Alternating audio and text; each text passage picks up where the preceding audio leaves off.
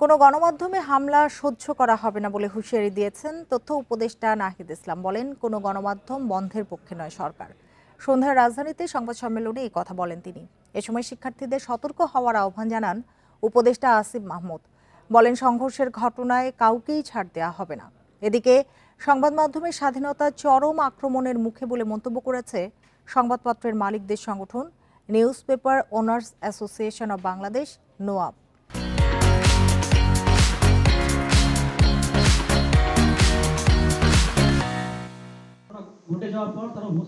সমসাময়িক ইস্যুতে সংবাদ সম্মেলন করেন তথ্য সম্প্রচার উপদেষ্টা নাহিদ ইসলাম এবং যুব ক্রীড়া উপদেষ্টা আসিফ মাহমুদ। সংবাদ সম্মেলনের শুরুতে প্রথম আলো নিয়ে বিক্ষোভের সমালোচনা করেন নাহিদ ইসলাম। প্রথম আলোর রাজশাহী কার্যালয়ে হামলার আইনি ব্যবস্থা নেওয়ার হুঁশিয়ারিও দেন তথ্য উপদেষ্টা।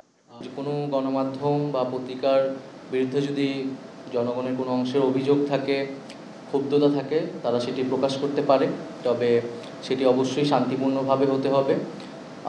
কোনো পত্রিকা অফিসে ভাঙচুর করা, সেটা পত্রিকা বন্ধের জন্য চাপ প্রয়োগ করা, সেটা আমরা সমর্থন করি না এবং এটা আমরা এই ধরনের ঘটনা পরবর্তীতে ঘটলে এটা টলারেট করা হবে না। এ সময় মিথ্যা আশ্বাস দিয়ে ঢাকার বাইরে থেকে শাহবাগে বিপুল সংখ্যক মানুষকে জড়ো করা হয়েছে বলে অভিযোগ করেন নাহিদ ইসলাম। জানান, ওই সংগঠককে পুলিশ হেফাজতে নেওয়া হয়েছে।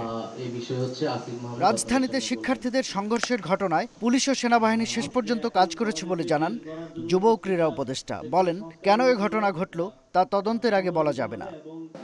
ভাঙচুর সহ হতাহতের বিষয়গুলোতে অবশ্যই আইনগতভাবে ব্যবস্থা নেওয়ার প্রক্রিয়া চলমান আছে। এই ধরনের ঘটনাকে আর কোনোভাবেই টলারেট করা হবে না। আইন শৃঙ্খলা বাহিনী সর্বোচ্চ চেষ্টা করেছে যে কোনো ধরনের সংঘর্ষ এড়াতে।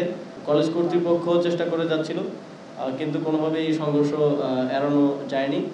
উপদেষ্টাদের অভিযোগ, সরকারের কাজে ব্যাঘাত ঘটাতে ও লক্ষ্য নষ্ট করতে ষড়যন্ত্র চলছেই। দেশি বিদেশি ইন্ধন রয়েছে বলেও মন্তব্য করেন তারা।